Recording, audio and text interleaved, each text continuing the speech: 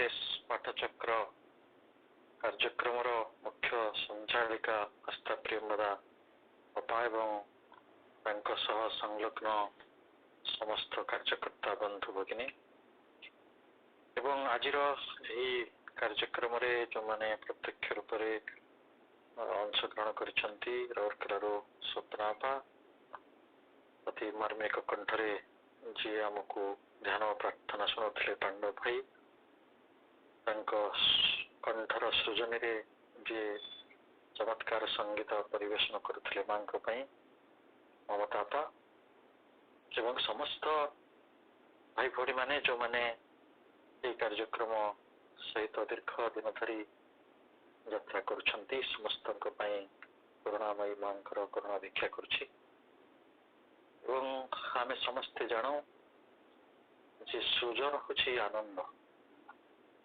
जितेबाला आमे कौन सी कथा गढ़ू से आनंद पाऊ ये जगत रे गढ़ा भांगा दुईटी जिनिस आम आखि को दिशे आम जो छोट थे केते कुनी कुनी बार्ली घर सब तैयारी करते पत्र को आनिकी हाथ रे घंटा कर पिंधुले पत्र को आनिकी चषमा कर पिंधुले जो बड़ हेले आमे निज इच्छा रे हुए तो घर खंडे करुछंती आम निज इच्छा रे आमे घर संसार करुछंती कोठी भल कपड़ा खंडे पड़ो कौटी भल रंग लग कौटी भल आर्ट हम मुझे भल गीत गाए मुझे भल गीत लिखे ताले मु लिखुची गाउची मु चित्र आंकुची ये सृजन केवल आम भितर सीमित ना गछ पत्र मानक भितर भी सृजन रही से माने माटी रस आणती आकाश आड़ को बढ़ती गछ पत्र चारिकड़े पत्र डाल खंजी जाए ता भी सृजन ता भीतर दिने चढ़ईटे बसा करे गोटे अंडा दिए ता भीतर गोटे शावक पक्षीर शावक जन्म निए ये सुंदर फूल सब से वृक्ष मंडी जाती एवं तापरे केते सुंदर भाव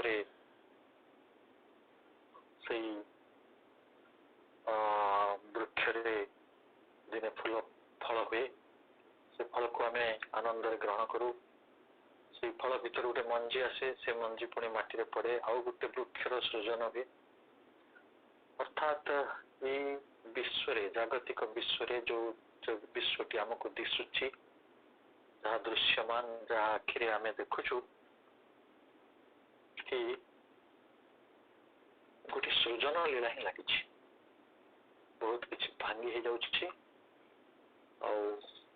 देखुचु जहाँ भांगी जाऊँगी सीटा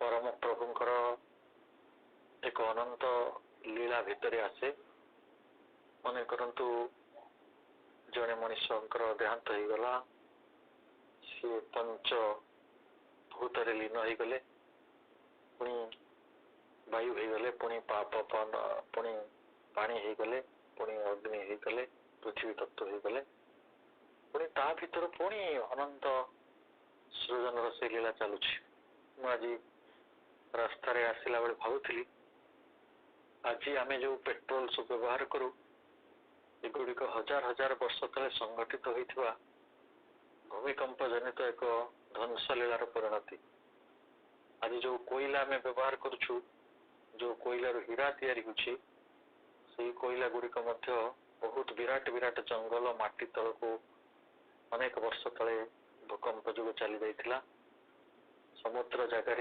पहाड़ ठिया हुए पहाड़ जगार समुद्र ठिया हुए तारा माने भांगी ग्रह गढ़ा हुए ये छायापथ को परमेश्वर गढ़ी तेणु ये जो सृजनटा को आम देखुचु ये सृजनटा सबु बेले भाई भणी माने आनंद रे गढ़ा जाए आपण जिते बड़े बोहू चोरी खेल खेलुले सड़ई खेल खेलुले छोट थे आज छोट पिला माने जो प्रकार खेल खेलती बाली रे पत्र रे गेंगुटी रे से ସେମାନେ ସବୁ ଭାତ ତୁଣ ତିଆରି କରନ୍ତି କଳ୍ପନାରେ ସ୍ୱପ୍ନରେ ଭାବନାରେ, ସେଗୁଡ଼ିକ ବି ସ୍ୱାଦ ଲାଗେ, ଆନନ୍ଦର ସ୍ୱାଦ। ଆମେ ସମସ୍ତେ ଯେଉଁ ସୃଜନ କର୍ମ କରିଛୁ, ଏପରିକି ଯଦି ଫ୍ରଏଡଙ୍କ ମନସ୍ତତ୍ତ୍ୱବିତ୍ ଫ୍ରଏଡଙ୍କ କଥା କହେ, ସେ କହୁଥିଲେ ଜଗତରେ ମଣିଷର ଯେତେ ସୁଖ ଅଛି, ସେ ସୁଖର ଯଦି ତାଲିକା କରାଯାଏ ମଣିଷ ପାଇଁ, ସେଥିରେ ସବୁଠାରୁ ଯେଉଁ ସୁଖଟି ଅଗ୍ରଗଣ୍ୟ ହେବ, ସେ ହେଉଛି ନିଜ ସନ୍ତାନକୁ ଜନ୍ମ ଦେବା, ସେଇ ସନ୍ତାନ ମାନଙ୍କୁ ପାଳିବା। ସେ ବି ଗୋଟେ ସୃଜନ କର୍ମ। ଯଦି ପରମ ପ୍ରଭୁଙ୍କ କଥା ଭାବିବା, ତାହେଲେ ପରମ ପ୍ରଭୁ ମଧ୍ୟ ସେଇଭଳି ସବୁ ଦିନ ସବୁ ମୁହୂର୍ତ୍ତରେ ଦିନ ରାତି ସେ କେବଳ ଗଢ଼ନ୍ତି ଗଢ଼ନ୍ତି ଗଢ଼ନ୍ତି। ଆମକୁ ଯାହା ଲାଗେ ଭାଙ୍ଗିଯିବା ଭଳି, ସେଇଟା ଭାଙ୍ଗିବା ନୁହେଁ, ତା ସୃଜନର ଆଉ ଏକ ବ୍ୟବସ୍ଥା। ଯେଭଳି ଆମେ ପୁରୁଣା ଘରଟିଏ ଭାଙ୍ଗିଲେ ନୂଆ ଘର ଗଢ଼ୁ, ସେଇଭଳି ଏଇ ଜଗତରେ ପରମେଶ୍ୱରଙ୍କ ଦ୍ୱାରା ଯାହା ଭଙ୍ଗାଯାଏ, ସେଇଠି ଆଉ ଗୋଟେ ସୃଜନର ବିରାଟ ସମ୍ଭାବନା ଆସି ଛିଡ଼ା ହୁଏ। ତେଣୁ ଆମେ ଯେତେବେଳେ ରାତିରେ ଶୋଇଥାଉ ଗଭୀର ନିଦରେ, ସେତେବେଳେ ଧାନ ବିଲରେ ଗୋଟିଏ ଧାନ ଗଛର ଫୁଲ ଆହାର ନେଉଥାଏ, ତା ଭିତରେ ଗୋଟେ ଚାଉଳର ଦାନା ଗଢ଼ା ହୁଏ, ତା ଚାରିକଡ଼େ ପରମେଶ୍ୱର ପରମ ଶ୍ରଦ୍ଧାରେ ଗୋଟିଏ ବକଳ ତିଆରି କରନ୍ତି, ତା ଗୋଟେ ଧାନ ହୁଏ, ଗୋଟେ ଚାଉଳ ହୁଏ, ପରେ ସେ ଚାଉଳକୁ ଖାଇ ମଣିଷ ବଞ୍ଚେ, ଅନ୍ନ ତିଆରି ହୁଏ, ଡାଲି ତିଆରି ହୁଏ। ଜିରା ଠାରୁ ଆରମ୍ଭ କରି ହୀରା ପର୍ଯ୍ୟନ୍ତ ଏଇ ଜଗତରେ ଯାହା କିଛି ଗଢ଼ା ହେଉଛି, ଆମେ ଗଢ଼ି ନାହୁଁ, କିଏ ଜଣେ ସୃଜନ ପୁରୁଷ ଗଢ଼ୁଛନ୍ତି। କେତେ ଖାଣ୍ଟି ଖୁଣ୍ଟି ନାଣ୍ଟି ଗଢ଼ୁଛନ୍ତି, କେତେ ଆନ୍ତରିକତାର ସହ ଗଢ଼ୁଛନ୍ତି, କେତେ ପ୍ରେମର ସହ ଗଢ଼ୁଛନ୍ତି। ତାଙ୍କର ସନ୍ତାନ ମାନେ ଖାଇବେ, ତାଙ୍କର ସନ୍ତାନ ମାନେ ଏ ପୃଥିବୀକୁ ଭୋଗ କରିବେ, ତାଙ୍କର ସନ୍ତାନ ମାନେ ଜଗତର ଆନନ୍ଦଟିକୁ ଜାଣିବେ। ଆଜି ଯେତେ ପ୍ରକାର ଗଛରେ ଫୁଲ ଫୁଟେ, ଯେତେ ପ୍ରକାର ଗଛରେ ପତ୍ର ହୁଏ, ଗଛରେ ଯେତେ ପ୍ରକାର ଫଳ ହୁଏ, ତାର ଫଳ ଭିତରେ ସ୍ୱାଦ ସେ ଖଞ୍ଜିଛନ୍ତି, ସବୁ ଭିତରେ ବାସ୍ନା ସେ ଖଞ୍ଜିଛନ୍ତି, ସବୁ ଭିତରେ ଏକ ସୌନ୍ଦର୍ଯ୍ୟକୁ ସେ ଖଞ୍ଜିଛନ୍ତି। ଏଇଭଳି ନିରନ୍ତର ନିରନ୍ତର ନିରନ୍ତର ଯେ କାମ କରନ୍ତି ଆମ ପାଇଁ, ମୋଟେ ଥକି ପଡ଼ନ୍ତି ନାହିଁ, ମୋଟେ ଶୋଇ ପଡ଼ନ୍ତି ନାହିଁ, ସେଇ ହେଉଛନ୍ତି ସୃଜନର ସେଇ ମହାଶକ୍ତି। କେବଳ ଆନନ୍ଦ ପାଇଁ ତା ସେ କରନ୍ତି। ଯେତେବେଳେ ଆମେ ତାଙ୍କୁ ସଚ୍ଚିତ ଆନନ୍ଦ ବୋଲି କହୁଛୁ, ସେ ହେଉଛନ୍ତି ଆନନ୍ଦ ରୂପ। ସେଇ ଆନନ୍ଦ ରୂପ ତାଙ୍କୁ ଆମେ ଜାଣିପାରୁନାହୁଁ, ସେ ଆମ ଭିତରେ ଅଛନ୍ତି, ଆମ ଭିତର ସୃଜନୀ ଶକ୍ତିକୁ ତିଆରି କରିବା ପାଇଁ। କିନ୍ତୁ ଆମେ ତାଙ୍କ ସୃଜନୀ ଶକ୍ତିର ଆନନ୍ଦ ତ ଦୂରର କଥା, ଆମେ ତାଙ୍କ ସୃଷ୍ଟିକୁ ବି ଧ୍ୱଂସ କରୁଛୁ। ତାଙ୍କରି ସୃଷ୍ଟିକୁ ପରମାଣୁ ବୋମା ଦ୍ୱାରା ନଷ୍ଟ କରିବାର କେତେ ଚକ୍ରାନ୍ତ କରୁଛୁ, କେତେ ଆସ୍ଫାଳନ କରୁଛୁ। ତାଙ୍କରି ନଦୀକୁ ଆମେ ନଷ୍ଟ କରୁଛୁ, ତାଙ୍କ ସମୁଦ୍ରକୁ ଆମେ ନଷ୍ଟ କରୁଛୁ, ତାଙ୍କର ଅରଣ୍ୟର ସବୁଜିମାକୁ, ତାର ସୌନ୍ଦର୍ଯ୍ୟକୁ, ତାର ବ୍ୟବସ୍ଥାକୁ ଆମେ ନଷ୍ଟ କରୁଛୁ। ଆଜି ପରିବେଶ ଭାରାକ୍ରାନ୍ତ, ପରିବେଶ ବିଧ୍ୱସ୍ତ, ମଣିଷ ଆଜି ଅଶାନ୍ତ, ସକଳ ପ୍ରାଣୀ ସକଳ ଆଜି ବିପଦଗ୍ରସ୍ତ, ସମସ୍ତେ ବ୍ୟାକୁଳ, ଚିନ୍ତାଗ୍ରସ୍ତ, ବିଷାଦିତ, କାରଣ ମଣିଷର ଅଜ୍ଞତା ତାକୁ ଧ୍ୱଂସ ଅଭିମୁଖୀ କରିଛି। ସମସ୍ତଙ୍କୁ ଆଜି ଗୁଳି ମାରିବାକୁ ଦେଶ ନାଁରେ, ଜାତି ନାଁରେ, ଧର୍ମ ନାଁରେ ପ୍ରସ୍ତୁତ। ଭଗବାନ ମାର ଗର୍ଭ ଭିତରେ ଗୋଟିଏ ଭ୍ରୂଣକୁ ଗୋଟେ ଶରୀର ଭଳି ଦେଇ କରିଛନ୍ତି, ଆଖି ଖଞ୍ଜିଛନ୍ତି, କାନ ଖଞ୍ଜିଛନ୍ତି, ଅପୂର୍ବ ଲାବଣ୍ୟ ଦେଇଛନ୍ତି, ତା ଭିତରେ ସ୍ପର୍ଶ ଦେଇଛନ୍ତି, ଘ୍ରାଣ ଶକ୍ତି ଦେଇଛନ୍ତି, ଶ୍ରବଣ ଶକ୍ତି ଦେଇଛନ୍ତି। ସବୁ ଦେଇକିରି ତାକୁ ଯେତେବେଳେ ପୃଥିବୀକୁ ଆସେ ସେ ତାକୁ ଧର୍ମ, ସମାଜ, ଆମର ଘୃଣା ଶିଖେଇ ଦିଏ, ହିଂସା ଶିଖେଇ ଦିଏ। ସେ ସୃଜନ ଶିଖିବା ପରିବର୍ତ୍ତେ ଧ୍ୱଂସ ଶିଖିଯାଏ। ସିଏ ଭଗବାନଙ୍କର ସେହି ମହାଲୀଳାକୁ, ମହାଶକ୍ତିକୁ ଅନୁଭବ ନ କରି ନିଜ ଜୀବନରେ ଅନେକ ଧ୍ୱଂସକୁ ଡାକି ଆଣେ, ଅନେକ ହିଂସାକୁ ଡାକି ଆଣେ, ଅନେକ ବିଷାଦକୁ ଡାକି ଆଣେ।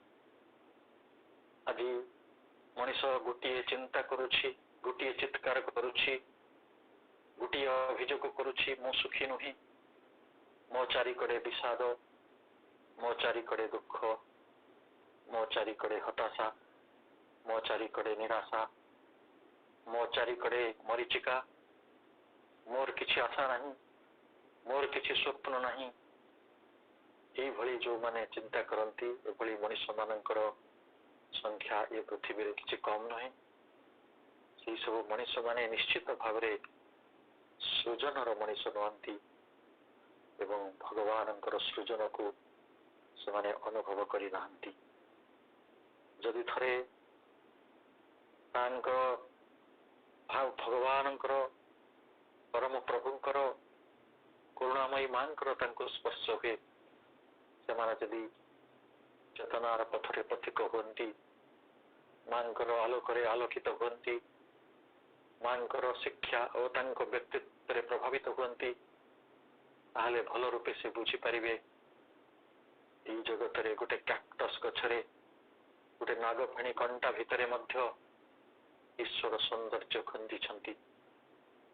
ବହୁଦିନ ତଳେ ଗୋଟେ ଗଳ୍ପ ପଢିଥିଲି ଯେ ଯିଏ ଭଗବାନଙ୍କର ଏହି ସୃଜନକୁ, ଭଗବାନଙ୍କର ଏହି ଅସ୍ତିତ୍ୱକୁ, ଭଗବାନଙ୍କର ଏହି ସ୍ଥାପତ୍ୟକୁ, ଆମେ ସବୁ ଭଗବାନଙ୍କର ସ୍ଥାପତ୍ୟ, ଫୁଲ ସବୁ ଭଗବାନଙ୍କର ସ୍ଥାପତ୍ୟ, ଆର୍କିଟେକ୍ଟ ଅଫ୍ ଗଡ୍, ସେଇ ତାକୁ ଯଦି ଆମେ ସମ୍ମାନ କରୁନାହୁଁ, ତାହେଲେ ବିଶ୍ୱକୁ ଜାଣିବାର, ଆମ ଆତ୍ମାକୁ ଜାଣିବାର, ଆଧ୍ୟାତ୍ମିକ ହବାର ଆମ ପାଖରେ କିଛି ରାସ୍ତା ନାହିଁ। ଭାଇ ଭଉଣୀ ମାନେ, ସେଇ ଗଳ୍ପଟି ହେଲା ଦିନେ ରାଜକୁମାର ମହାବୀର ଜିନ, ଯିଏ ଜୈନ ଧର୍ମର ପ୍ରତିଷ୍ଠାତା, ସେ ବୁଦ୍ଧଙ୍କ ପରି ମଧ୍ୟ ଜଣେ ରାଜକୁମାର ଥିଲେ। ଦିନେ ସେ ପଦବ୍ରଜରେ ଗୋଟିଏ ମରୁଭୂମିରେ ଚାଲୁଥିଲେ। ଗୋଟେ ବଡ ସପ୍ତ ଫେଣୀ କଣ୍ଟା ବୁଦା ଥାଏ, ସେଟା ବହୁତ ସପ୍ତ ଫେଣୀର ଯୋଉ କଣ୍ଟା ଗୁଡିକ ଆକାଶକୁ ମୁଣ୍ଡ ଟେକି ଛିଡା ହେଇଥାନ୍ତି। ଉଡୁ ଉଡୁ ତାଙ୍କ ଲୁଗାଟି ପବନରେ ଉଡି ଗୋଟେ ସପ୍ତ ଫେଣୀ କଣ୍ଟାରେ ଲାଗିଗଲା। ଆପଣମାନେ ଜାଣିଛନ୍ତି ସପ୍ତଫେଣୀ କଣ୍ଟାରୁ ଯେତେବେଳେ ସେ ବସ୍ତ୍ରଟିକୁ ଉଦ୍ଧାର କରିବାକୁ ଗଲେ, ଗୋଟିଏ କଣ୍ଟା ଖୋଲିଲେ ଆଉ ଗୋଟେ କଣ୍ଟା ଲାଗିଗଲା, ଆଉ ଗୋଟେ କଣ୍ଟା ଲାଗିଲା, ଆଉ ଗୋଟେ କଣ୍ଟା ଲାଗିଗଲା। ଶେଷରେ ଏପରି ହେଲା, ଯଦି ସେ ବସ୍ତ୍ରଟିକୁ ଉଦ୍ଧାର କରିବେ ତାହେଲେ ସୃଷ୍ଟିର ସେଇ ସପ୍ତଫେଣୀ କଣ୍ଟା ଗଛରେ ଫୁଟିଥିବା ଫୁଲଟି ନଷ୍ଟ ହେଇଯିବ। ସେ ଫୁଲଟିକୁ ଦେଖି ସେ ଫୁଲର ସୌନ୍ଦର୍ଯ୍ୟ ଦେଖି ତାଙ୍କୁ ଈଶ୍ୱର ମନେ ପଡିଲେ, ହେ ପରମ ପ୍ରଭୁ, ତମେ କେତେ କରୁଣାରେ, କେତେ ଆନନ୍ଦରେ, କେତେ ଆଗ୍ରହରେ এই ফুলର ସୌନ୍ଦର୍ଯ୍ୟ କରିଛ, କେତେ ରଙ୍ଗ ବୋଳିଛ, କେତେ ବାସ୍ନା ଦେଇଛ, ତାକୁ ଭାଙ୍ଗିବାକୁ ମୋର କି ଅଧିକାର ଅଛି?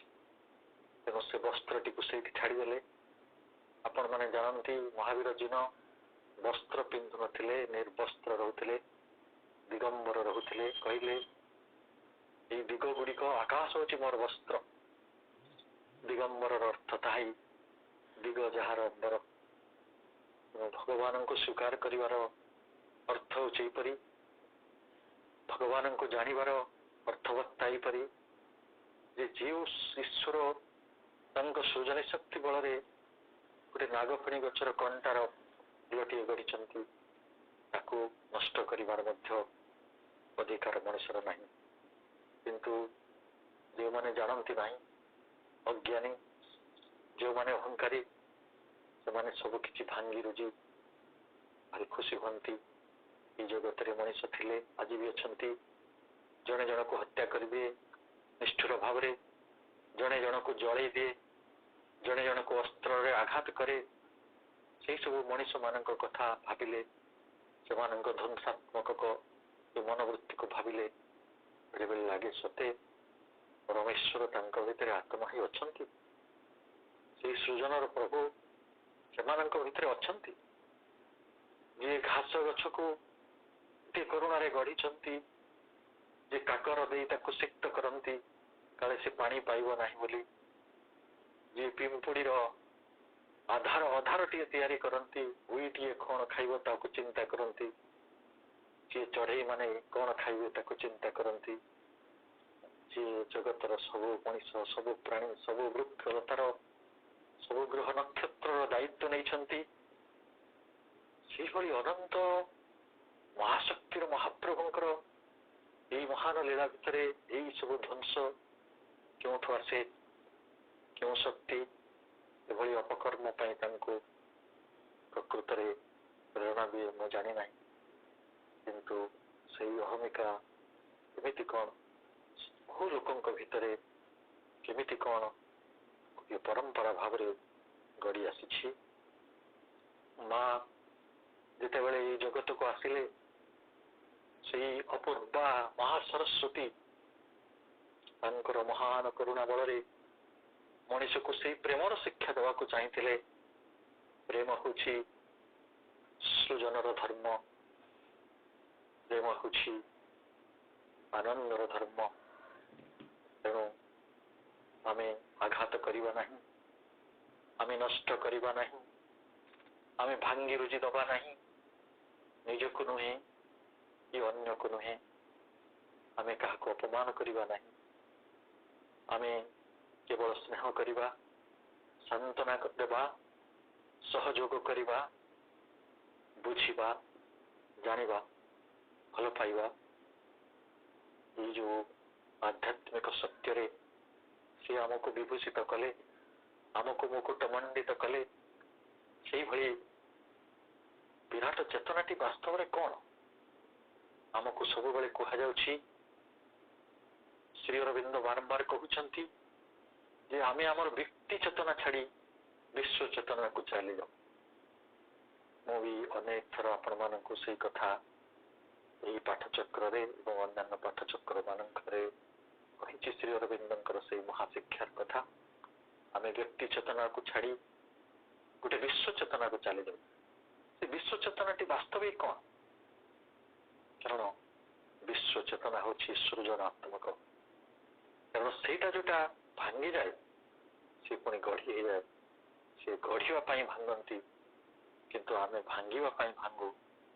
କାରଣ ଆମ ଭିତରେ ଇର୍ଷା ଥାଏ, ଆମ ଭିତରେ ଅସୂୟା ଥାଏ, ଆମ ଭିତରେ ହିଂସା ଥାଏ, ଆମ ଭିତରେ ଗ୍ରହଣଶୀଳତା ନଥାଏ, ଆମ ଭିତରେ ସଂକୋଚର ସୀମା ଥାଏ, ଆମ ଭିତରେ ବିତୃଷ୍ଣା ଥାଏ, ଆମ ଭିତରେ ଯନ୍ତ୍ରଣା ଥାଏ, ଆମ ଭିତରେ ଘୃଣା ଏଠି ବସା ବାନ୍ଧି ରହିଥାଏ। ସୃଜନର ସେଇ ମହାକର୍ମଟି, ଆମେ ପ୍ରେମର ସେଇ ମହାନ ଧର୍ମଟିକୁ ପାଳନ କରିପାରନ୍ତି ନାହିଁ। କିନ୍ତୁ ପରମ ପ୍ରଭୁ ଘୃଣା କରିପାରନ୍ତି ନାହିଁ। ମୁଁ ଆପଣମାନଙ୍କୁ ଆହୁରି ଗୋଟିଏ ଗଳ୍ପ କହିବାକୁ ଚାହୁଁଛି। ଗୋଟିଏ ରାଜ୍ୟରେ ଜଣେ ରାଜା ଥିଲେ। ସେ ସମସ୍ତଙ୍କୁ, ତାଙ୍କ ପଣ୍ଡିତ ମାନଙ୍କୁ ପଚାରିଲେ ଯେ ହେ ରାଜ୍ୟର ପଣ୍ଡିତ ମାନେ, ତମେ ନିର୍ଦ୍ଦିଷ୍ଟ କରି କୁହ ଯେ ମୁଁ ରାଜା, ମୁଁ ସମ୍ରାଟ, ମୁଁ ବଡ ନା ଈଶ୍ୱର ବଡ? ମୁଁ ତମର ଅନ୍ନଦାତା, ମୁଁ ତମର ରକ୍ଷକ, ମୁଁ ହଉଛି ତମର ଆଦେଶକର୍ତ୍ତା, ମୁଁ ତମର ପ୍ରଭୁ। କିନ୍ତୁ ତମେ ଯାହାଙ୍କୁ ପରମେଶ୍ୱର କହୁଛ, ସେ ଈଶ୍ୱର କହୁଛ, ସିଏ ତ କାହିଁ କେବେ ତମ ସାମ୍ନାକୁ ଆସନ୍ତି ନାହିଁ, ତମକୁ ରକ୍ଷା କରନ୍ତି ନାହିଁ, ତମକୁ ଖାଇବାକୁ ଦିଅନ୍ତି ନାହିଁ, ତମ କଥା ବୁଝନ୍ତି ନାହିଁ। ତାହେଲେ ଏବେ ନିଷ୍ପତ୍ତି କରି କୁହ କିଏ ବଡ, ରାଜା ନା ଈଶ୍ୱର? ଯଦି ନ କହିପାରିବ ତାହେଲେ ତମର ମୁଣ୍ଡ କାଟ ହବ। ପଣ୍ଡିତ ମାନଙ୍କର ମହାଭାଳେଣୀ ହେଲା, ବିଚାର ବିମର୍ଶ ହେଲା। ରାଜାଙ୍କୁ ଈଶ୍ୱରଙ୍କ ଠାରୁ ବଡ଼ କହିବାର କିଛି ଦୁର୍ଭାଗ୍ୟ ତାଙ୍କର ନ ହଉ, କିନ୍ତୁ ରାଜା ହୁଏତ ମୁଣ୍ଡ କାଟ କରିଦେବେ, ଜିହ୍ବା ଛେଦ କରିଦେବେ, ଅଙ୍ଗହାନି କରିଦେବେ, ରାଜ୍ୟରୁ ବିତାଡ଼ିତ କରିଦେବେ। ଏଇଭଳି ଆଶଙ୍କା ଭିତରେ ସେମାନେ ସମୟ କାଟିଲେ। କିନ୍ତୁ ଜଣେ ବୟସ୍କ ପଣ୍ଡିତ କହିଲେ, ମୋତେ ସେ ଦାୟିତ୍ୱ ଦିଅ, ମୁଁ ରାଜାଙ୍କୁ ତାର ଉତ୍ତର ଦେବି। ସେମାନେ କହିଲେ, ଆପଣ ଯଦି ରାଜାଙ୍କୁ ବଡ଼ ବୋଲି ନ କହିବେ ତାହେଲେ ଗୋଟେ ବଡ଼ ବିପଦ ଆସିବ। ସେ କହିଲେ, ସେଟା ମୋ ଉପରେ ଛାଡ଼ିଦେବ। ଉପଯୁକ୍ତ ସମୟ ଆସିଲା, ରାଜା ଦରବାର ଡାକିଲେ। ପଣ୍ଡିତ ମଣ୍ଡଳୀ ଯୋଡ଼ ହସ୍ତରେ ରାଜାଙ୍କ ଆଗେ ଛିଡ଼ା ହେଲେ। ବୃଦ୍ଧ ପଣ୍ଡିତ ଜଣକ କହିଲେ, ମହାଭାଗ ଆପଣ ହିଁ ବଡ଼। ରାଜା କହିଲେ, ପ୍ରମାଣ। ପଣ୍ଡିତ କହିଲେ, ମହାଭାଗ ଆପଣ ଚାହିଁଲେ ଆମକୁ ଆପଣଙ୍କ ରାଜ୍ୟରୁ ବିତାଡ଼ିତ କରିଦେବେ, କିନ୍ତୁ ପରମ ପ୍ରଭୁ ତାଙ୍କ ରାଜ୍ୟରୁ ଆମକୁ ବିତାଡ଼ିତ କରିପାରିବେ ନାହିଁ। ପରମ ପ୍ରଭୁଙ୍କର ରାଜ୍ୟଟି ଏତେ ବିଶାଳ, ଏତେ ଅନନ୍ତ, ଏତେ ଅସୀମ, ଏତେ ଅସରନ୍ତି, ତାଙ୍କ ରାଜ୍ୟ ବାହାରେ କୋଉଠି କିଛି ନାହିଁ। ତେଣୁ ପରମ ପ୍ରଭୁ ଯେହେତୁ ଆମକୁ ତାଙ୍କ ରାଜ୍ୟରୁ ବିତାଡ଼ିତ କରିପାରିବେ ନାହିଁ, ଆପଣଙ୍କ ପାଖରେ ସେ ସାମର୍ଥ୍ୟ ଅଛି ରାଜ୍ୟରୁ ବିତାଡ଼ିତ କରିବାର। ତେଣୁ ଆପଣ ବଡ଼। ମୂର୍ଖ ରାଜା ଖୁସି ହେଲେ ସତ, କିନ୍ତୁ ସତ୍ୟ ଏଇଆ ଯେ ଏଇ ଈଶାବାସ୍ୟମରେ, ଏଇ ଈଶ୍ୱରଙ୍କ ଘରରେ ଆମେ ସମସ୍ତେ ସ୍ଥାନ ପାଇଛୁ। କେଡ଼େ ସୁନ୍ଦର ଭାବରେ ଏଇ ଜଗତକୁ ସେ ସଜେଇଛନ୍ତି ତାଙ୍କ ସୃଜନର ଶକ୍ତି ଦେଇ। କୋଉଠି ନଈ ବହୁଛି, କୋଉଠି ଚଢ଼େଇ ରାବୁଛି, ସକାଳ ହେଲେ ସୂର୍ଯ୍ୟଟିଏ ଉଁଛି, କଅଁଳ ସୂର୍ଯ୍ୟଟିଏ, ଶୀତ ଆସୁଛି, ବର୍ଷା ଆସୁଛି, ଫଳ ଫୁଲ ଧରୁଛି, କୋଉଠି ସମୁଦ୍ର ତରଙ୍ଗାୟିତ, କୋଉଠି ଆକାଶ ଫେନନୀଳ, ସୁନ୍ଦର ସମୁଦ୍ର ପରି ଆକାଶ ଦିଶେ। ସେହିଭଳି କେତେ ଚମତ୍କାରିତାରେ ଏ ପୃଥିବୀ ଭରା ହୋଇ ରହିଛି। ଏବଂ ଶ୍ରୀ ଅରବିନ୍ଦ କହୁଛନ୍ତି, ଆମେ ଯୋଉ ବିଶ୍ୱ ଚେତନାକୁ ଯାତ୍ରା କରିବାକୁ ଚାହୁଁଛୁ, ସେଇ ତାର ଯାତ୍ରା ଏଇଥିପାଇଁ ଆମେ କରୁଛୁ, କାରଣ ତାଙ୍କର ଚେତନା ହେଉଛି ସ୍ୱଭାବତଃ ଏକ ସୃଜନାତ୍ମକ ଶକ୍ତି। କାରଣ ସେ ଯୋଉ ଶକ୍ତି, ସେ ଯୋଉ ମହାଶକ୍ତି, ଐଶ୍ୱରିକ ଶକ୍ତି, ତାଙ୍କର ମୂଳ କାମ ହେଉଛି ଆତ୍ମ ସଚେତନ ଭାବରେ ଆତ୍ମ ରୂପାୟନ କରିବା। ନିଜକୁ ସେ ରୂପ ଦଉଛନ୍ତି। ଜଗତରେ ଆମେ ଯାହା କିଛି ଦେଖୁ, ଅଣୁ ଠାରୁ ଆକାଶ ଯାଏ, ପରମାଣୁ ଠାରୁ ବିରାଟ ବିରାଟ ଛାୟାପଥ ଯାଏ, ଆମେ ଯାହା କିଛି ଜ୍ୟୋତିଷ୍କ ମଣ୍ଡଳ ଯାଏ ଯାହା ଦେଖୁଛୁ, ସବୁ କିଛି ଗୁଡ଼ିକ ସେଇ ଆତ୍ମ ରୂପାୟନର କଥା। ଏବଂ ଶ୍ରୀ ଅରବିନ୍ଦ ଆହୁରି ଚମତ୍କାର ଭାବରେ ଯୋଉ କଥା କହିଥିଲେ, ସେ କଥା ମୁଁ ଆପଣମାନଙ୍କୁ କହିଥିଲି ଥରେ, ଯେ ଗୋଟେ ଛାୟାପଥ ଗଢ଼ିବା ପାଇଁ ଈଶ୍ୱର ଯେତିକି ନିବିଷ୍ଟତା ପ୍ରଦର୍ଶନ କରନ୍ତି, ଯେତିକି ଆନ୍ତରିକତା ପ୍ରଦର୍ଶନ କରନ୍ତି, ସେତିକି ଆନ୍ତରିକତା ପ୍ରଦର୍ଶନ କରନ୍ତି ଗୋଟେ ଉଇ ଭୂମିକା ତିଆରି କରିବା ପାଇଁ।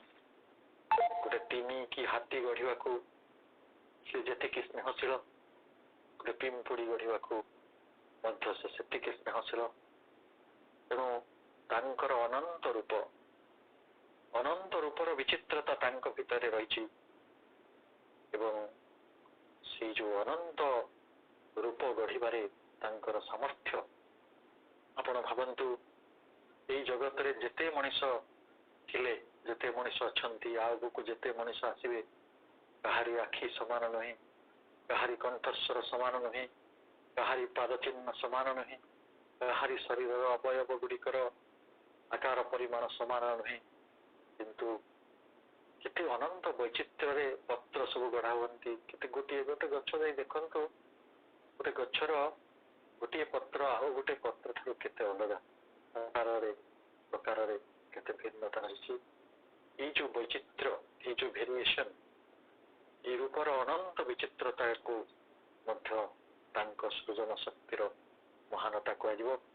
ସେ ହେଉଛନ୍ତି ସେଇ ମହାଶକ୍ତି। ବିଶ୍ୱରେ ଯାହା କିଛି ରହିଛି ତାହା ଆନନ୍ଦମୟ ହୋଇ ରହିଛି, ସତ୍ତାବାନ ହୋଇ ରହିଛି ଏବଂ ଚିତ୍ ଶକ୍ତି ଦ୍ୱାରା ସିଏ ପରିଚାଳିତ ହେଉଛି। ଏବଂ ଏଇ ଯୋଉ ସର୍ବଗତ ଆନନ୍ଦର ବୈଚିତ୍ର୍ୟମୟ ଆତ୍ମପ୍ରକାଶ ହିଁ ଏକ ମହାନ ଶକ୍ତିର ଏକ ମହାନ ଐଶ୍ୱର୍ଯ୍ୟର କଥା କହୁଛି। ସାବିତ୍ରୀରେ କିନ୍ତୁ 4 ବୁକ୍ 2ରେ ଶ୍ରୀ ଅରବିନ୍ଦ ଲେଖୁଛନ୍ତି the world's senseless beauty mirrors God's delight। এই ଜଗତର ଯେତେ ଆମେ ବୁଝି ପାରୁନଥିବା ସୌନ୍ଦର୍ଯ୍ୟ ରହିଛି, ଅସରନ୍ତି ସୌନ୍ଦର୍ଯ୍ୟର ଗନ୍ତାକୁ ଆପଣ ଦେଖିବେ ସବୁ କଥାର ରଙ୍ଗ ଅଛି, ସବୁ କଥାର ଗନ୍ଧ ଅଛି। କି ରଙ୍ଗ ମାରିଛି ଆମ ଘରେ ଆମେ ସବୁ ଡବା ଡବା ରଙ୍ଗ ଆଣିକି ଏସିଆନ ପେଣ୍ଟରୁ କି କୋଉ କମ୍ପାନୀର ରଙ୍ଗ ଆଣିକି ସବୁ ଲଗାଉଛୁ, କିନ୍ତୁ ଚାଉଳରେ ରଙ୍ଗ ଅଛି, ଧାନରେ ରଙ୍ଗ ଅଛି, ଗହମରେ ରଙ୍ଗ ଅଛି, ହଳଦୀରେ ରଙ୍ଗ ଅଛି, ମେଥିରେ ରଙ୍ଗ ଅଛି, ଜିରାରେ ରଙ୍ଗ ଅଛି। ଏ ଜଗତରେ ଆମ ସେଲ୍ ମାନଙ୍କ ଭିତରେ ରଙ୍ଗ ଅଛି, ଆମ ପାକସ୍ଥଳୀର ଗୋଟେ ରଙ୍ଗ, ଆମ ଆଖିର ଗୋଟେ ରଙ୍ଗ, ଆମ ହାର୍ଟର ଗୋଟେ ରଙ୍ଗ, ଆମ ଗୋଡ଼ ନଖର ଗୋଟେ ରଙ୍ଗ, ଆମ କେଶ ଗୁଡ଼ିକର ରଙ୍ଗ ଅଲଗା। କିଏ ଖଞ୍ଜିଛନ୍ତି ତାକୁ? ଏଇ ସବୁ ତାଙ୍କ ଭାଷାରେ ସେନ୍ସଲେସ୍ ବିୟୁଟି, ଅବଧ୍ୟ ଆନନ୍ଦ, ଯୋଉ ଆନନ୍ଦକୁ ବୁଝି ହଉନାହିଁ। ଏଇ ସୌନ୍ଦର୍ଯ୍ୟ ଅନନ୍ତ ଅସୀମ ସେଇ ପରାତ୍ପର ସୌନ୍ଦର୍ଯ୍ୟର ସାଗରକୁ ଆମେ ବୁଝିପାରୁନାହୁଁ, ତାହା ଲହରକୁ ଜାଣିପାରୁନାହୁଁ। ମିରର୍ସ ଗଡ୍ସ ଡିଲାଇଟ୍, ଏ ସବୁ କିଛି ପ୍ରତିବିମ୍ବିତ ହେଉଛି ଯେ ଈଶ୍ୱରଙ୍କର ଆନନ୍ଦ। That rapture smile is secret everywhere। ସେ ପୁଣି ଲେଖୁଛନ୍ତି ରାପ୍ଚର ଶବ୍ଦକୁ ମୁଁ ବହୁତ ଭଲ ପାଏ। ଗୋଟେ ଶରତ ସ୍ନିଗ୍ଧ କମନୀୟତାକୁ ଆମେ ରାପ୍ଚର ବୋଲି କହିବା। ରାପ୍ଚରସ୍ ଗୋଟେ ଶରତ କାଳ ହେଇଥିବ, ଆକାଶରେ ମେଘ ନଥିବ ଏବଂ ଆକାଶ ନୀଳ ଦିଶୁଥିବ, ସୂର୍ଯ୍ୟ ସ୍ପଷ୍ଟ ଦିଶୁଥିବେ, ପାଣି ସଫା ଥିବ, କଇଁ ଫୁଲ ଫୁଟୁଥିବ, ଘାସ ଗୁଡ଼ିକ ଉଜ୍ଜ୍ୱଳ ଦିଶୁଥିବେ ଏବଂ କାକର ସିକ୍ତ ସକାଳ କେତେ କମ୍ର କେତେ କମନୀୟ ଗଙ୍ଗଶିଉଳି ଫୁଟୁଥିବ। ସେଇଭଳି ଗୋଟେ ସୌନ୍ଦର୍ଯ୍ୟକୁ ଆମେ ରାପ୍ଚର ସ୍ମାଇଲ କହିପାରିବା। ଶରତକାଳୀନ ଏକ ସ୍ନିଗ୍ଧ କମନୀୟ ସୌନ୍ଦର୍ଯ୍ୟର ସ୍ମିତ ହାସ୍ୟ ହେଉଛି ପୃଥିବୀ ଏବଂ ଭଗବାନଙ୍କର ଯୋଉ ସ୍ୱାକ୍ଷର ଗଡ୍ ସିଗ୍ନେଚର, ସବୁ ଜାଗାରେ ଈଶ୍ୱରଙ୍କର ସ୍ୱାକ୍ଷର ରହିଛି, ସବୁ ଜାଗାରେ ଈଶ୍ୱରଙ୍କର ସ୍ୱାକ୍ଷର ରହିଛି, ସବୁ ଜାଗାରେ ଈଶ୍ୱରଙ୍କର ଉପସ୍ଥିତି ରହିଛି। ଏହି ହେଉଛି ତାଙ୍କ ମହାନତାର ପ୍ରମାଣ। It flows in the wind's breath। ପବନ ଭିତରେ ସେ ପ୍ରବାହିତ in the tree's shape। এই ବୃକ୍ଷ ମାନଙ୍କର ଯେତେ ରସ ଅଛି, ସେ ପିତା ହଉ, ସେ କଷା ହଉ, ସେ ଖଟା ହଉ, ସେ ମିଠା ହଉ, କେତେ ପ୍ରକାରର ସ୍ୱାଦ ଏ ଜଗତରେ। ଆପଣ ଯୋଉ ଜିନିଷଟାକୁ ପାଟିରେ ଦେବେ, ମାଟିକୁ ଦିଅନ୍ତୁ, ବହିକୁ ଦିଅନ୍ତୁ, ଖାତାକୁ ଦିଅନ୍ତୁ, ଚେୟାରକୁ ଦିଅନ୍ତୁ, ଟେବୁଲକୁ ଦିଅନ୍ତୁ, ଫଳକୁ ଦିଅନ୍ତୁ, ପରିବାକୁ ଦିଅନ୍ତୁ, ସବୁର ସ୍ୱାଦ ଅଲଗା ନା। ଆପଣଙ୍କ ବାଇଗଣ ଅଲଗା ଲାଗିବ, ଆଳୁ ଅଲଗା ଲାଗିବ, ପୋଟଳ ଅଲଗା ଲାଗିବ, ଭେଣ୍ଡି ଅଲଗା ଲାଗିବ। ଏଇ ସ୍ୱାଦ ସବୁ କିଏ ଖଞ୍ଜିଛନ୍ତି? ବାସ୍ନା ସବୁ କିଏ ଖଞ୍ଜିଛନ୍ତି? It flows in the wind's breath, in the tree's shape। ସବୁ ବୃକ୍ଷର ରସ ସବୁ ଅଲଗା। ଆପଣ କଇଁଥ ଗଛ ଅଲଗା, ତାଳ ଗଛ ଅଲଗା, ଖଜୁରୀ ଗଛ ଅଲଗା, ଆପଣଙ୍କର ଶିମ୍ବ ଗଛ ଅଲଗା, ବାଇଗଣ ଗଛ ଅଲଗା, ଲଙ୍କା ଗଛ ଅଲଗା, ସଜନା ଗଛ ଅଲଗା। ଏସବୁ ଗଛ ମାନେ ତାକୁ ଆମେ ପ୍ଲାଣ୍ଟ କହୁଛୁ। ଆମେ ଯୋଉ ପ୍ଲାଣ୍ଟ ବସଉ, ଷ୍ଟିଲ ପ୍ଲାଣ୍ଟ, ଆମେ କେତେ ପଇସା ଖର୍ଚ୍ଚ କରୁ, କେତେ ଲୋକ ସେ କାମ କର। ତ ଭଗବାନଙ୍କର ଗଛ ଠିଆ ହୋଇକି କିଏ କାମ କରୁଛି? କିଏ ରଙ୍ଗ ମାରୁଛି? ଅମୃତଭଣ୍ଡା ଭିତରେ ସବୁଜ ହେଇକି ଅଛି, ପୁଣି ଥରେ ହଳଦିଆ ହେଇଯାଉଛି, ତା ଭିତରେ ମଞ୍ଜି ଗୁଡ଼ିକ କଳା ଏବଂ ତାର ପଲ୍ପ ଗୁଡ଼ିକ ସବୁ ହଳଦିଆ, ଯେତେବେଳେ ସେ କଞ୍ଚା ରହୁଛି ସେଗୁଡ଼ିକ ଧଳା। କିଏ ସବୁ ପରିବର୍ତ୍ତନ କରୁଛି ତା ରଙ୍ଗକୁ? ସେ ଗଛକୁ କିଏ ବଢଉଛି? ତା ଭିତରେ କିଏ କାମ କରୁଛି? ରସକୁ ନେଇକି ତାର ଫଳ ପାଖରେ କିଏ ପହଞ୍ଚୁଛି? Its huge magnificence blooms in leaves and flowers.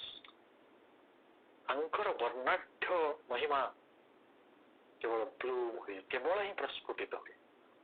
ଆମେ ଫୁଲର ଯୋଉ ମା କାହିଁକି ଫୁଲ କେତେ ଭଲ ପାଉଥିଲେ?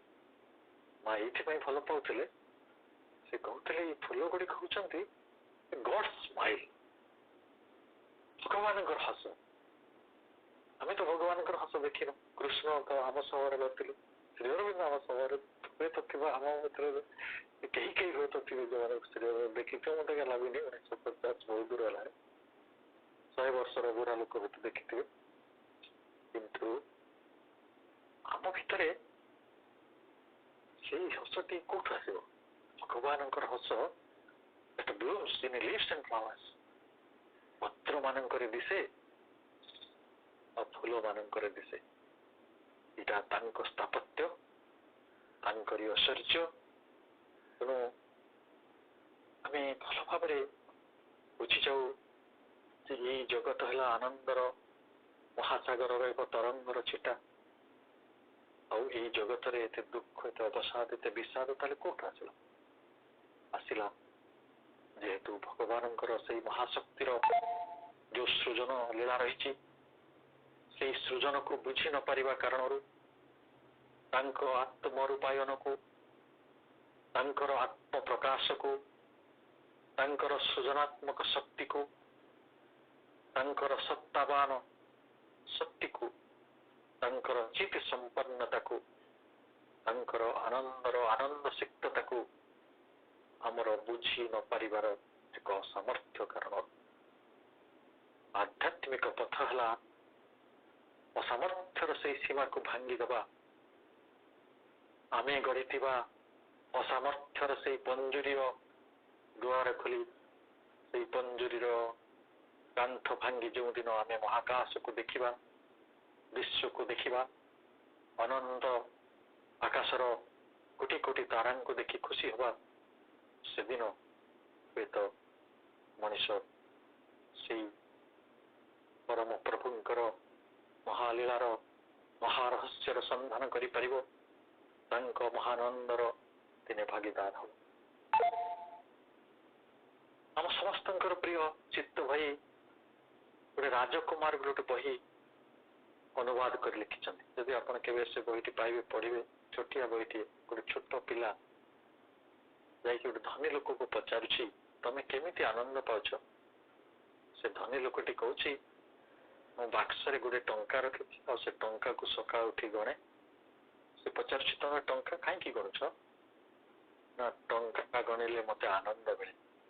ସେ ଛୋଟ ପିଲାଟି କହୁଛି, ତମେ ତାରା ମାନଙ୍କୁ ଗଣୁନ, ଟଙ୍କା ତ ଗଣିଲେ ସରିଯିବ। ତମ ବାକ୍ସରେ ଯେତିକି ଟଙ୍କା ଅଛି ସେଟା ତମେ ଦିନ ଭିତରେ ଗଣି ଦେଇପାରିବ, ତମ ଆନନ୍ଦ ସୀମିତ ହେଇଯିବନି। ତମେ ଯଦି ଆକାଶର ତାରା ଗଣି ଆନନ୍ଦ ପାଆନ୍ତ ନା, କେତେ ଖୁସି ହୁଅନ୍ତ। ମାନେ କେବେ ଥରେ ତାରା ଗଣି ଆନନ୍ଦ ପାଇବାର ଆମେ ଚେଷ୍ଟା କରିଛୁ କି? ପିଲାମାନେ କରନ୍ତି। ପିଲାମାନେ ଯେତେବେଳେ ସମୁଦ୍ର ବାଲିରେ ଦୌଡନ୍ତି, ମଲା ଶାମୁକାକୁ, ରୂପକୁ ଗୋଟେଇକି ଯେତିକି ଆନନ୍ଦ ପାଆନ୍ତି, ଆମେ ହୀରା ନୀଳା ମୋତି ମାଣିକ୍ୟ ଗୋଟେଇକି ବି ସେତିକି ଆନନ୍ଦ ପାଉନାହିଁ। କାରଣ ପିଲାମାନଙ୍କ ପାଖରେ ମହାପ୍ରଭୁ ସେଇ ବିଶ୍ୱ ଚେତନାକୁ ଖଞ୍ଜିଛନ୍ତି, ସେଇ ସୃଜନ ଶକ୍ତିକୁ ଖଞ୍ଜିଛନ୍ତି। ପିଲାମାନଙ୍କୁ ଗୋଟେ କିଛି ବି ଦିଅନ୍ତୁ, କାଦୁଅ ଗୋଟେ ଦିଅନ୍ତୁ, ସେ ଗଢିବେ। ଆପଣ ମାନଙ୍କ ଘରେ ଯୋଉ ଛୋଟ ଛୋଟ ପିଲା ଅଛନ୍ତି ଦେଖିବେ, ତାଙ୍କୁ ଅଟା ଗୋଳାଟେ ଦିଅନ୍ତୁ, ଆପଣ ଯେତେବେଳେ ରୁଟି ତିଆରି କରୁଥିବେ ସେମାନେ ତା ଦେହରୁ ଖଣ୍ଡିଏ ନେଇଯିବେ, ନେଇକି ସେମାନେ ଗୋଟେ ରୁଟି ଗଢିବେ, ଯୋଉଟା ବଡ ମାନେ କରନ୍ତି ନାହିଁ। ଗୋଟେ ଓଦା ମାଟି ଦିଅନ୍ତୁ ତ ପିଲା କାଦୁଅଟେ, ସେ ଗଢିବ, ମୂର୍ତ୍ତି ଗଢିବ, ଚଢେଇ ଗଢିବ। କାରଣ ତାଙ୍କ ଭିତରେ ସେ ଈଶ୍ୱରଙ୍କୁ ଧାରଣ କରିବାର ସେଇ ବିରାଟ ଚେତନା କାର୍ଯ୍ୟକାରୀ ହଉଥାଏ। କିନ୍ତୁ ଆମର ଶିକ୍ଷା, ଆମର ଦୀକ୍ଷା, ଆମର ସମାଜ, ଆମର ସଂସ୍କୃତି, ଆମର ସଭ୍ୟତା, ଆମର ବିଶ୍ୱାସ, ଆମର ଲୋକାଚାର, ଏ ସବୁ କଥାକୁ କିଭଳି ଧ୍ୱଂସ କରେ। ଜଣେ ଜଣକ ବିରୁଦ୍ଧରେ ଛିଡା ହୁଏ, ଭାରତ ପାକିସ୍ତାନ ବିରୁଦ୍ଧରେ ଛିଡା ହୁଏ, ଭାରତ ଚୀନ ବିରୁଦ୍ଧରେ ଛିଡା ହୁଏ, ମୁସଲମାନ ହିନ୍ଦୁ ବିରୁଦ୍ଧରେ ଛିଡା ହୁଏ, ये जो माने छिड़ा करी तांको व्यवसाय चलांती से माने परमेश्वरंकर से महालीलार किसी भी सत्य को बुझी नांती यदि ध्वंस ये जगत तमें हाथ हथियार तैयारी करुछ एटी अस्त्र शस्त्र प्रतियोगिता करुछ ताले एते कष्ट करी एते चेतना शक्ति प्रयोग करी आम समस्त लक्ष्य रे परम प्रभु ये जगत को बंचे रखा एते चेष्टा कहीं कहीं माटी आखु तैयारी करती से आखु भितर मिठा को भरी दियंती चढ़ई कुह भितर एते मिठा भरी दियंती एवं कहीं ईश्वर अन्न भितर एते शक्ति भरी दियंती ता भितर एते स्वाद भरी दियंती कहीं जल भितर जीवन भरी दियंती पवन भितर जीवन भरी दियंती कहीं महुमाछीर भितर एते आनंद थाए कहीं महुमाछीर डेणा उपरे महा खरा पड़े क्लांत अपराह्न एते सुंदर विशेष कहीं महुमाछीर रंग एते आकर्षणीय कहीं ये जगत रे रंगर हाट बसी कहीं जगत रे स्वादर हाट बसी कहीं जगत रे आनंदर सृजनर ये महालीला लगी यही कथा को बुझापी हेले श्री अरविंद को पढ़ा पड़ो दिव्य जीवन ग्रंथ पढ़ा पड़ो सावित्री को पढ़ा पड़ो एवं जेते पर्यंत आनंदर ये संधान आम करना सृजनर महालीला को बुझी पारिना सेते पर्यंत आमे आनंदर अविराम और निरंतर उपभोग करिवा नहीं जदिओ सृष्ट जगतर अनेक कथा को आमे उपभोग करू अनेक कथा आम प्राप्ति भितर आसे आमे केते खाऊ केते सुंदर कोमल बिछाण शो ये माटी उपरे आमे केते अत्याचार करू से माटी किभली आमको अकातर रे सब किछि दान करे वृक्ष को आमे भांगी रुजी आम पाटी पुरऊ पेटरे पुरऊ किंतु से परात्पर महाशक्ति सृजनीर महाशक्ति से माँ केबे आमको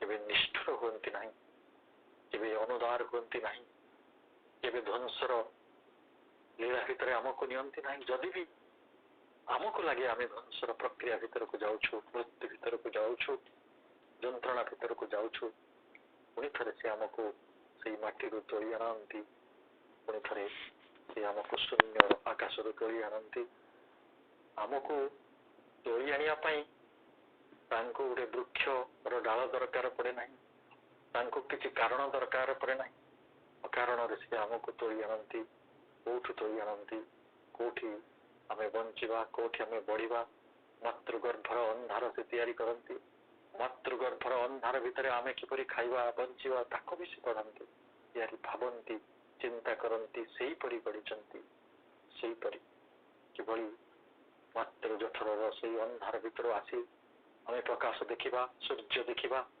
आकाश देखा चंद्र देखा तारा मान देखा चढ़ईर गीत शुणा कि वसुंधरार स्वाद्य इतने आनंदमय परिवेश को आम प्राप्त करवा से कथा जदि आम बुझीजा मो जीवन आनंदमय हम